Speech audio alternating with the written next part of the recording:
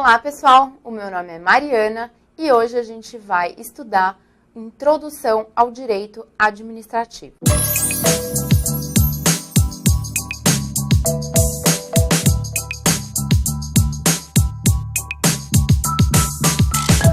Gente, na aula passada a gente teve uma noção geral do que é a administração pública. E hoje a gente vai começar a entender o que é o direito administrativo, como ele funciona, qual é o regime jurídico da administração pública e como é dividido o interesse público. Gente, interesse público dividido? Como assim? Tem mais de um interesse público? Sim, então fique aí que a gente vai ver no final dessa aula. Pessoal, o direito ele é dividido em dois grandes ramos. O primeiro ramo é o direito privado. Aquele direito que rege os interesses particulares, as relações privadas. Então, por exemplo, sob o regime de direito privado, existem um contrato de compra e venda, a abertura de uma empresa, ou um caso que envolva um direito de vizinhança, por exemplo. Muito bem. O traço característico do direito privado é que as partes estão sempre em posição de igualdade. Por que isso? Como só existem direitos particulares envolvidos, não há por que, logo de cara, achar que um é mais importante do que o outro.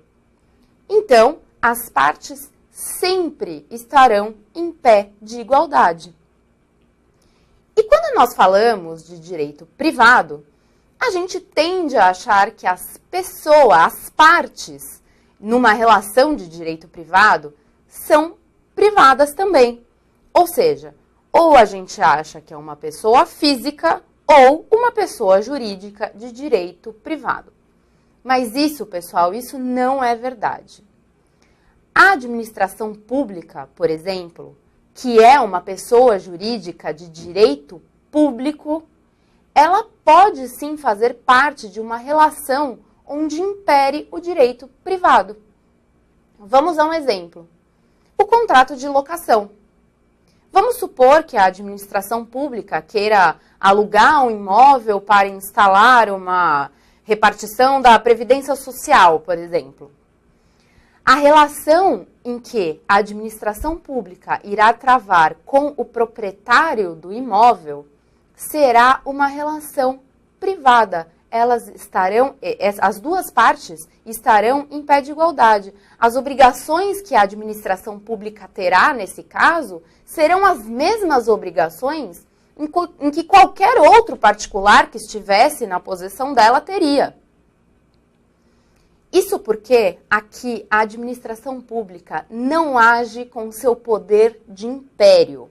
É por isso que ela está em situação de igualdade com o particular. Esse poder de império vai ser explicado mais tarde.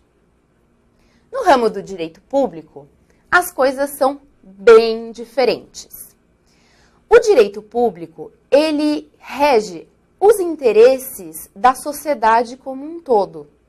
Então, ele rege a relação da sociedade com o Estado, das pessoas com o Estado.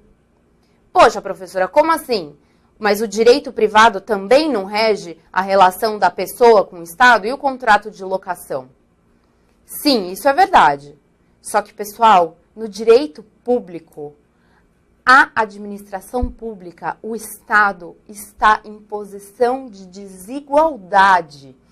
A administração pública está acima dos particulares, porque aqui ela age com seu poder de império. E, afinal de contas, o que é esse poder de império? Pessoal, o poder de império da administração pública é o poder que ela tem de criar deveres e obrigações para os particulares. Mas espera aí, a gente não viu na aula passada que quem cria deveres e obrigações é a lei? Sim, é exatamente isso. A administração pública, através da lei, através da execução da lei, cria deveres e obrigações para os particulares. Só que faz isso unilateralmente. Faz contra a vontade desse particular. Só que ela faz isso não porque ela é má ou tem algum... Na verdade, ela tem uma finalidade, né? Mas essa finalidade, pessoal, é o interesse público. Ela está em posição de desigualdade em relação aos particulares, porque ela protege o interesse público. Esse interesse público está acima de meros interesses privados. Vamos rever aqui no slide o que a gente acabou de falar, as diferenças entre o ramo do direito privado e o ramo do direito público. Vamos lá.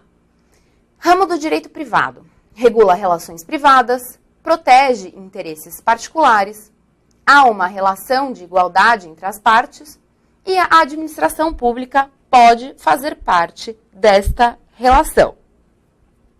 O ramo do direito público regula interesses da sociedade como um todo, protege o interesse público, há a relação de desigualdade entre as partes e a administração atua com seu poder de império. Exemplos são desapropriação, cassação de licenças e autorizações. Na verdade, eu cometi uma falha e não exemplifiquei esse poder de império da administração pública. A desapropriação é uma forma de exercício desse poder. Contra a vontade do particular, a administração pública simplesmente restringe o seu direito de propriedade em prol de um interesse público.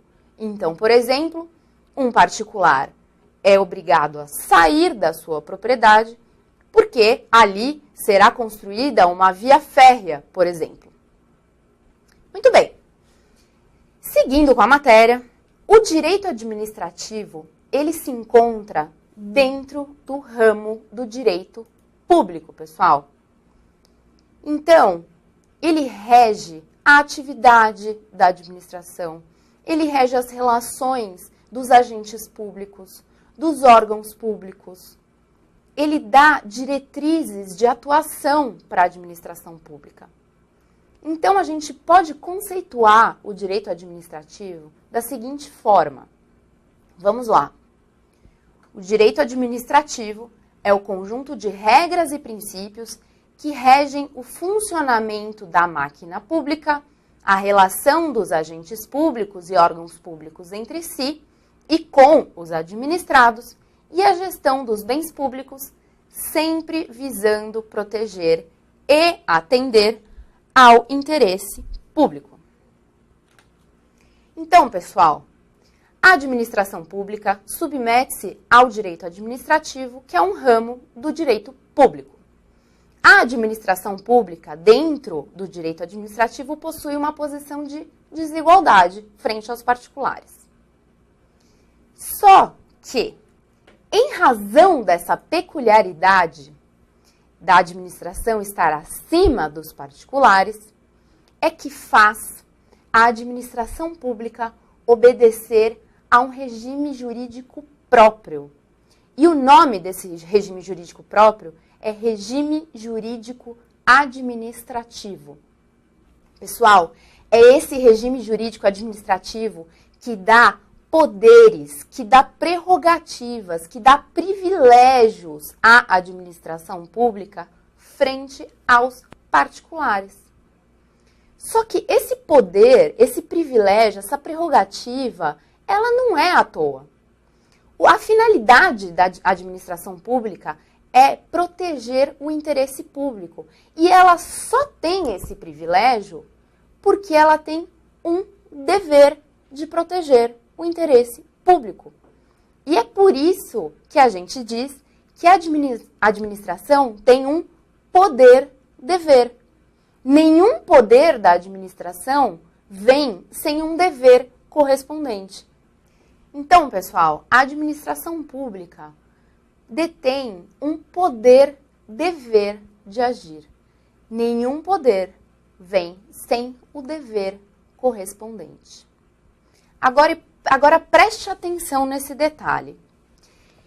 Este poder é um meio para que se atinja o interesse público. Isso está claro, a gente já sabe.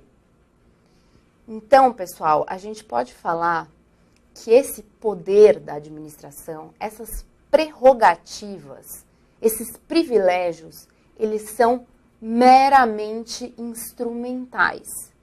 Por que meramente instrumentais? Eles são um instrumento, um caminho, um meio para que se chegue ao interesse público. Então, vamos à tela para rememorar. Regime jurídico administrativo confere poder à administração pública para que ela atenda ao dever maior de proteger os interesses públicos. O poder é um instrumento para se obter o dever.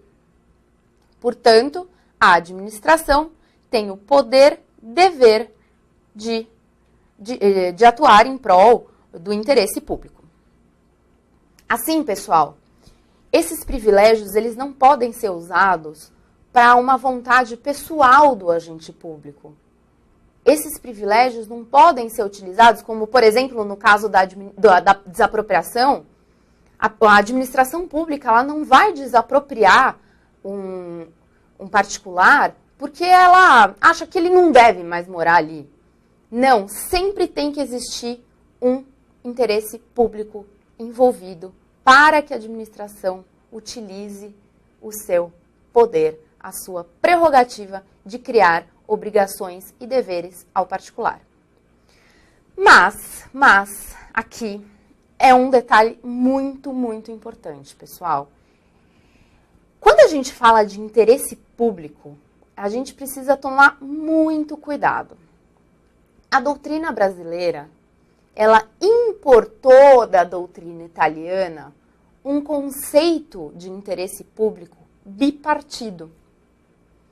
São dois conceitos de interesse público, portanto. O primeiro deles é o interesse público primário, que é exatamente esse que a gente vem falando até agora. É o interesse da coletividade, é o bem de todos. Esse é o interesse público primário, é a finalidade da administração pública. Porém, existe o interesse público secundário. Pessoal, o interesse público secundário é aquele que é inerente à administração pública, que é egoístico dela. É o interesse particular da administração pública como pessoa jurídica de direito público. Então, vamos a um exemplo. A administração pública possui um interesse particular de arrecadação de dinheiro ou um aumento de arrecadação de receitas. Isso é um interesse patrimonial dela, é um interesse secundário. No entanto, pessoal, o interesse público secundário só pode ser perseguido pela administração, só pode ser atingido, só pode ser almejado por ela, caso ele atenda ao interesse primário. Ou seja, o interesse particular da administração pública como pessoa jurídica, ela deve respeitar ao interesse público, ao interesse da coletividade. Então, no exemplo de aumento de arrecadação de receita, vamos supor a administração pública aumenta um imposto e isso é um atendimento ao interesse público secundário. No entanto, esse imposto ele vai ser usado, esse dinheiro a mais arrecadado, ele vai ser utilizado na construção de hospitais. Logo, aqui, nesse exemplo, o interesse público primário é respeitado. Todos nós temos o interesse de melhorar a saúde pública. Mas caso esse dinheiro seja aplicado, de repente, em um exemplo bem esdrúxulo, para construir uma piscina na casa do prefeito, pessoal, o que de interesse público primário tem nisso? Nada, nada. Esse ato não obedece ao interesse público e ele não pode ser não pode ser praticado. Então, vamos à tela novamente. O interesse público primário é o verdadeiro interesse da coletividade, considerado superior ao interesse particular. O interesse público secundário é o interesse egoístico da administração pública, é seu interesse patrimonial como pessoa jurídica de direito público. Muito bem, pessoal. Quando a administração pública age com seu poder, os seus privilégios e suas prerrogativas, ela age em prol do interesse público primário.